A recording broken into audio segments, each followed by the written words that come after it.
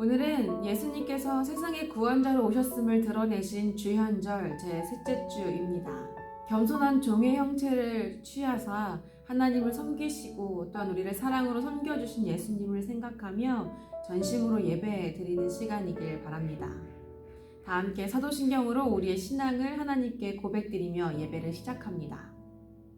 전능하사 천지를 만드신 하나님 아버지를 내가 믿사오며 그 외아들 우리 주 예수 그리스도를 믿사오니 이는 성령으로 잉태하사 동정녀 마리아에게 나시고 본디오 빌라도에게 고난을 받으사 십자가에 못 박혀 죽으시고 장사한 지 사흘 만에 죽은 자 가운데서 다시 살아나시며 하늘에 오르사 전능하신 하나님 우편에 앉아 계시다가 도리로서 산자와 죽은 자를 심판하러 오시리라.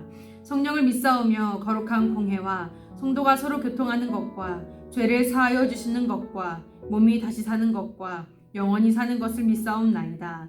아멘.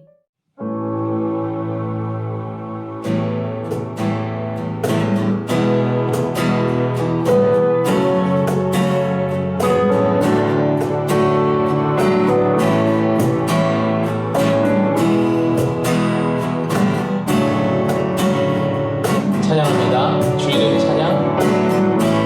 주 이름 찬양. 구용의 강물을 흐르는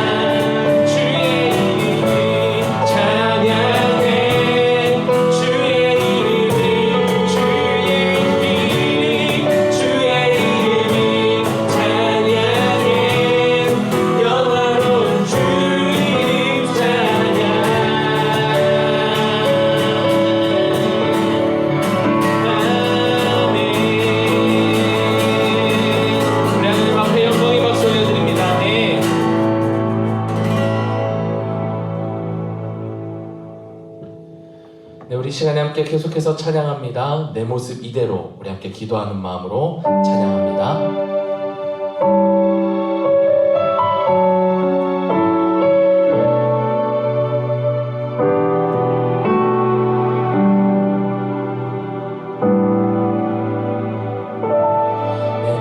모습 이대로 사랑하시네 연약한 그대로 사랑하시네 나의 모든 발걸음 주가 하시나니 날 인도하소서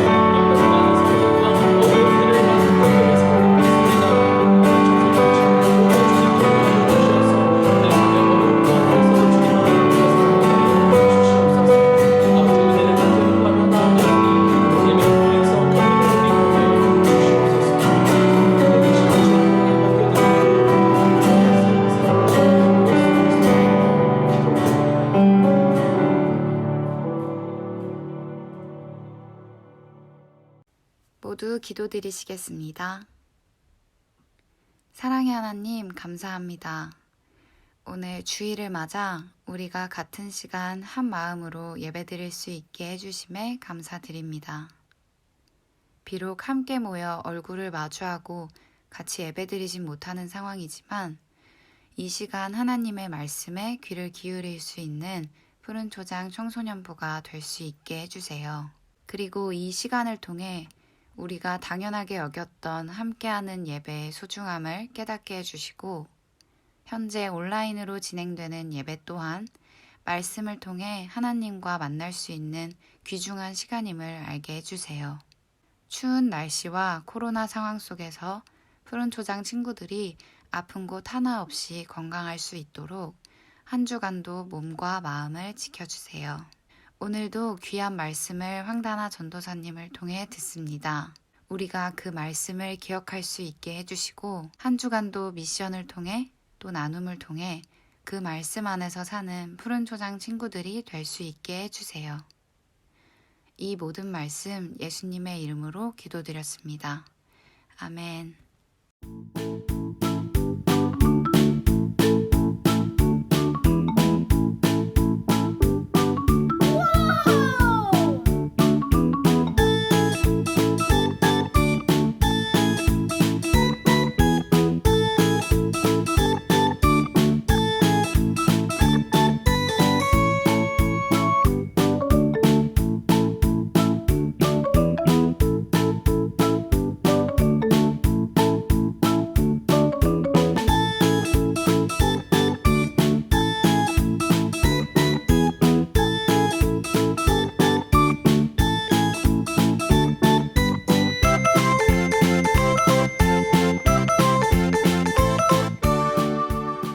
하나님께서 주신 생명의 말씀입니다.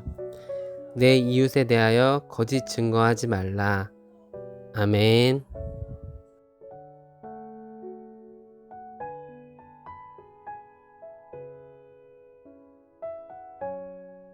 준비한 예물을 드리며 하나님께 기도합니다. 우리의 모든 것이 주님의 것입니다. 모든 것을 주신 것도 또한 거두시는 것도 하나님의 선하신 뜻인 줄 믿습니다. 주님이 허락해 주신 것들을 육체적인 욕망만을 채우기 위해 쓰지 않고 하나님께 드릴 수 있게 하심 감사드립니다. 물질보다 주님을 더 사랑하며 세상의 어떤 것보다 주님을 더욱 소중히 여기게 하옵소서. 예물을 드리며 예수님의 이름으로 기도드립니다. 아멘.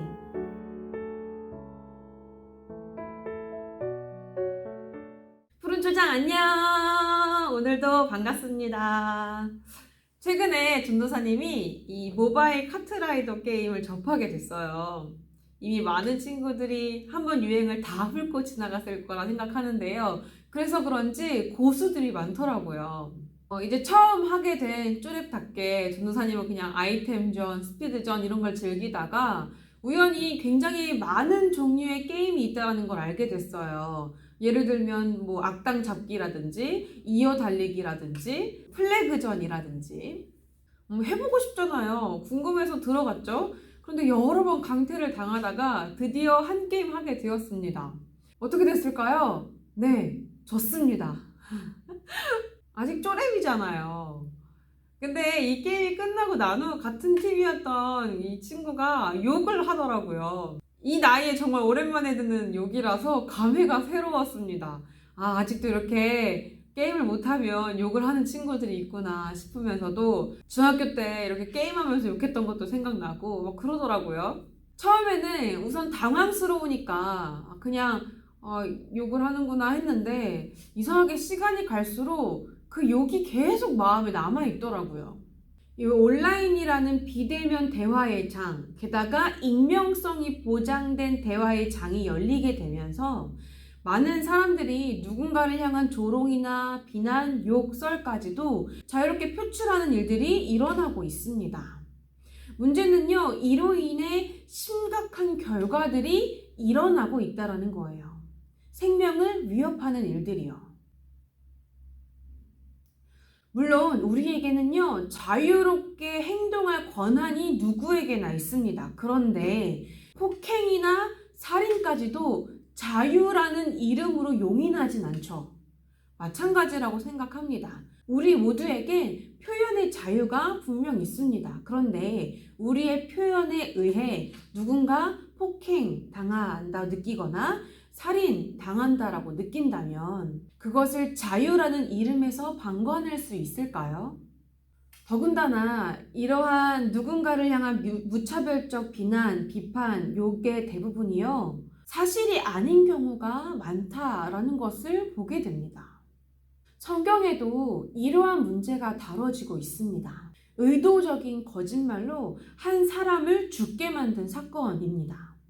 열왕기상 21장에 나오는 나봇의 포도원에 관한 이야기인데요. 당시 이스라엘을 다스리고 있었던 왕의 이름은 아합이었습니다. 어느 날 이 아합 왕이 왕궁을 거닐다가 한 포도원을 보게 돼요. 이 포도원을 보면서 나의 채소밭으로 삼으면 참 좋겠다라는 생각을 하게 되었습니다. 그래서 이 포도원의 주인을 찾아갔죠. 그가 바로 나봇이었습니다. 아합 왕이 충분한 대가를 줄 테니 이 밭을 팔라라고 제안했는데 나봇은 차마 팔 수가 없었어요. 왜냐하면 이 포도원은 조상 대대로 하나님의 유산이라 여겨지며 물려받은 것이기 때문입니다. 그래서 나봇 개인의 사유로 함부로 팔 수 없었던 거예요. 이 사정을 이야기했으나 아합 왕은 그날 이후로 얼굴에 근심이 가득하고 밥도 먹지 않았다라고 합니다. 이를 지켜본 왕의 아내 이세벨이요, 이런 작당을 하게 돼요. 두 사람을 수소문해서 많은 사람들 앞에 나봇에 대해 이렇게 말하라고 이야기합니다. 나봇이 하나님과 왕을 저주하는 말을 했다고요. 당시 법에 따르면요, 어떤 일에 대해 두세 명의 증인이 있을지 그 증언은 법적 효력을 발휘했습니다. 또한 왕이나 하나님을 저주하는 말을 한 사람은 돌에 쳐 죽여야 했습니다. 이 일로 인해서요, 나봇은 결국 죽임을 당합니다. 사실이 아닌 거짓 증언 때문에요. 그런데 사건이 일어나던 그날 그 장소에 나봇을 평소에 알고 지냈던 사람들이 없었을까요? 분명히 있었을 거라 생각합니다. 그런데 그들 중 누구도 이 거짓 증언에 대해 변호해주지 않았습니다. 결국 이 사건의 거짓 증언자는 나봇이 하지 않은 일을 했다라고 말했던 두 사람 외에도 또 이 일을 작당했던 이세벨 외에도 이 일에 묵인한 모든 사람들이 거짓 증언자에 해당할 겁니다. 그리고 또 한 번 우리는 성경에서 거짓 증언에 의해 죽임당한 한 사람을 보게 됩니다. 네, 바로 예수님이시죠. 예수님께서 잡히셨던 그날의 일을 마태복음은 이렇게 기록하고 있어요. 대제사장들과 온 공회가 예수를 죽이려고 그를 칠 거짓 증거를 찾으매 거짓 증언이 많이 왔으나 결국 예수님께서 죽으신 이유는 거짓 증언 때문이라는 겁니다. 예수님께 대해 이렇게 거짓 증언함으로 죽게 한 자는 누구인가요? 대제사장일까요? 바리새인들이었을까요? 예수님에 대해 거짓 증언했던 어떤 사람들이었을까요? 그 중에는요, 우리도 포함되어 있습니다. 우리가 거짓된 삶으로 예수님을 죽게 했으며 지금도 여전히 예수님의 죽음에 가만히 묵인하고 있기 때문입니다. 하나님은요, 우리를 만드셨을 때 그의 형상을 우리 안에 담게 하셨습니다. 하나님을 닮은 우리가 하나님의 거룩하심을 닮아 살아가도록 말이죠. 그런데 우리는 다른 모습을 꾀했습니다. 지난주 아담과 하와에 대한 이야기를 나눴었죠. 아담과 하와는 그들 자신이 하나님과 같아지려는 마음을 품고 하나님께 금지했던 선과 악을 알게 하는 나무의 열매를 먹게 되었습니다. 그 후 하나님과 마주한 아담과 하와는 하나님께 어떤 말을 했을까요? 창세기 3장 12절입니다.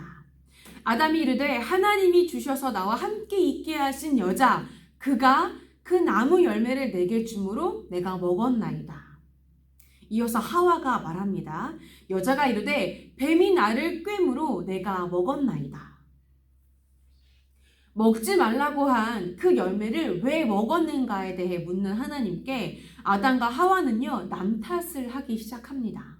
자신들이 한 잘못된 행동은 인정하지 못하고 진실을 책임질 수 없으니 회피한 겁니다. 이렇게 진실로 자신의 죄를 인정하지 못한 아담과 하와는요, 계속해서 죄의 길을 걷게 되죠. 그렇다면 여러분, 우리는 하나님 앞에 진실한 모습을 하고 있나요? 아니요, 분명 우리 안에 담아주신 하나님의 형상이 있음에도 우리는 그 형상을 애써 감추며 스스로 속이며 살아갑니다. 하나님과 우리의 관계가 마치 별개인 것처럼요. 언제까지 이 사실을 알면서도 외면하려고 하십니까? 하나님은 우리라는 존재를요, 결코 모르시지 않습니다. 그러나 우리는 그 하나님이란 존재를 진지하게 마주하려고 하지 않습니다. 하나님과의 만남이 부담되거든요. 하나님을 통해 내 진실한 모습이 밝혀질까 봐요. 내 마음대로 즐겨왔던 그 삶이 옳지 않았다라는 것을 알게 될까 봐요. 하나님 앞에 차마 진실을 말하지 못하고 남 탓하기 바빴던 아담과 하와처럼 진실되게 하나님께 나갈 자신이 없는 우리는요, 주변의 많은 것을 하나님께 가지 못하는 핑계로 삼습니다. 그러나 하나님께서 우리에게 예수 그리스도를 보내주신 이상 더 이상 우리에겐 핑계할 것이 없습니다. 하나님께 나아가지 못할 핑계, 하나님 앞에 진실하지 못할 핑계의 말입니다. 우리 스스로도 감히 마주할 수 없었던 우리 안에 하나님의 형상, 심지어 죄가 쌓이고 쌓여서 우리 자신도 하나님의 형상이 과연 내 안에 있나? 믿을 수 없는 이러한 상태를 잘 아시는 하나님께서요, 하나님 앞에 진실할 수 없었던 우리의 모든 속사정을 묻고 따지지도 않고 예수님의 희생으로 싹 지워주셨거든요. 그러므로 주님, 저를 떠나세요. 저는 주님을 예배하는 것보다 제 학업 성적을 중요하게 여기며 살아왔거든요. 주님, 저를 떠나세요. 주님을 사랑한다 말하면서도 아무도 보지 않을 때 화풀이로 불특정 다수를 향한 욕을 쏟아내며 살아왔거든요. 하나님, 저를 떠나세요. 교회에서는 경건한 척 했지만 실은 성적 호기심을 참지 못하고 남몰래 욕구를 풀어오곤 했거든요. 이렇게 하나님 앞에서 진실한 모습으로 드러나는 것을 주저하게 만드는 무엇이든 전혀 문제되지 않는다라는 거예요. 이 걸림돌을 치우러 오신 분이 바로 예수님이시니까요. 우리가 하나님 앞에 진실한 모습을 보일 수 없어서 묻어뒀던, 그래서 잊어뒀던 우리 안에 하나님의 형상을 바라볼 수 있도록 말입니다. 결국 하나님의 형상을 감추고 살아온 거짓된 우리의 삶이요, 죄가 없으신, 그러므로 처벌의 이유가 없으셨던 예수님을 죽게 한 것입니다. 그런데요, 이것은 문제가 아니에요. 오히려 은혜죠. 내가 죽어야 할 책임을 예수님이 지셨으니까요. 이로 인해 잃었던 하나님의 형상을 찾게 되었으며 하나님 앞에 진실한 모습으로 나아갈 수 있게 되었으니까요. 진짜 심각한 문제는요, 이거입니다. 예수님이 죽으신 이유를 알면서도 묵인하는 거예요. 그 사랑에 침묵하는 삶을 사는 것이야말로 심각한 문제입니다. 예수님의 사랑에 침묵한 삶이란 예수님의 죽음을 모른 척하는 거 아니겠어요? 왜 죽으셨는지 알면서도 말입니다.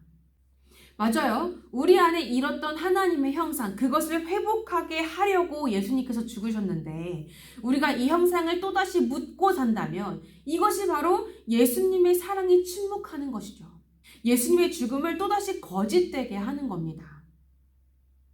오늘 본문 말씀에 거짓 증거하지 말라라는 계명을 우리는 단순한 도덕적인 문제로 생각하고 받아들일 수 있습니다. 거짓말하지 말라라는 이야기는 사실 성경을 듣기 전부터, 성경을 알기 전부터 배워왔으니까요. 그러나 이 계명을 통해 하나님께서 말씀하신 거짓 증언에는 솔직하게 말하는, 숨김없이 말하는 것만을 의미하진 않습니다. 하나님 앞에서 거짓 없는 모습으로 사는 것, 부끄러움 없는 모습으로 사는 것까지 이야기합니다. 하나님을 사랑하고 또 이웃을 사랑하는 것에는요, 깊은 관련이 있어요. 예수님께서도 말씀하셨죠. 우리가 최고로 지켜야 할 계명은 두 가지인데 첫 번째는 하나님을 사랑하는 것이고 두 번째는 이웃을 사랑하는 것이다 라고요. 우리가 하나님을 대하는 마음이 내 옆 사람을 대하는 마음과 결코 다를 수 없기 때문입니다. 그래서 예수님은요, 지극히 작은 자에게 하는 것, 이웃에게 하는 것이야말로 곧 나에게 하는 것이다 라고 말씀하셨습니다. 그러니 내 이웃에 대하여 거짓 증거하지 말라라는 말씀은요, 우리가 하나님 앞에 진실한 삶을 살고 있다면 결코 행할 수 없는 일이 되는 겁니다. 그래서 출애굽기 20장 16절에 나오는 말씀이요, 예수님께서 이렇게 다시 말씀하셨어요. 마태복음 5장 16절입니다.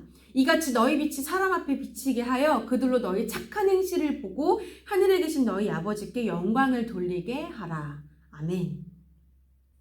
여러분의 말, 여러분의 눈빛, 여러분의 행동, 여러분의 모습은 여러분을 바라보고 있는 누군가로 하나님의 선하심을 느끼게 하고 있습니까? 이게 바로 예수님의 사랑이구나 라는 감동을 주고 있을까요? 내 이웃에 대하여 거짓 증거하지 말라라는 오늘의 말씀은요, 누군가에 대해 사실이 아닌 말로 험담하지 말라는 도덕적 지침이기도 하지만 그것을 넘어서 근본적으로는 우리 삶에서 우리 안에 하나님의 형상, 곧 우리라는 그릇에 담기신 예수 그리스도라는 아름다움을 드러내지 못하며 살고 있는 우리 모습을 돌아보게 하는 자기 점검의 지침입니다. 사랑하는 푸른초장 청소년부 여러분, 우리 거짓된 삶에 의해 죽음을 겪으셨던 예수님께 그 죽임을 묵인함으로 또다시 아픔을 드리지 않기 위해 이웃에 대하여 거짓 증언하지 않는 삶, 긍정적인 표현으로 바꿔 말하자면 우리 선한 행실로 이웃이 하나님께 영광을 돌리게 되는 삶, 그런 삶을 가치로 품고 소망하기를 축복합니다. 기도로 말씀을 마치겠습니다. 하나님, 우리라는 그릇 안에 하나님의 형상이라는 그리스도라는 귀한 보물을 담아주셔서 감사합니다. 누가 뭐라고 말하든 세상이 우리를 어떻게 평가하든 내 안에 담긴 이 보물이 결코 없어지지 않는다는 것을 알기에 세상에게 또 이웃에게 부끄러움 없이 거침없이 그리스도를 드러내고 싶습니다.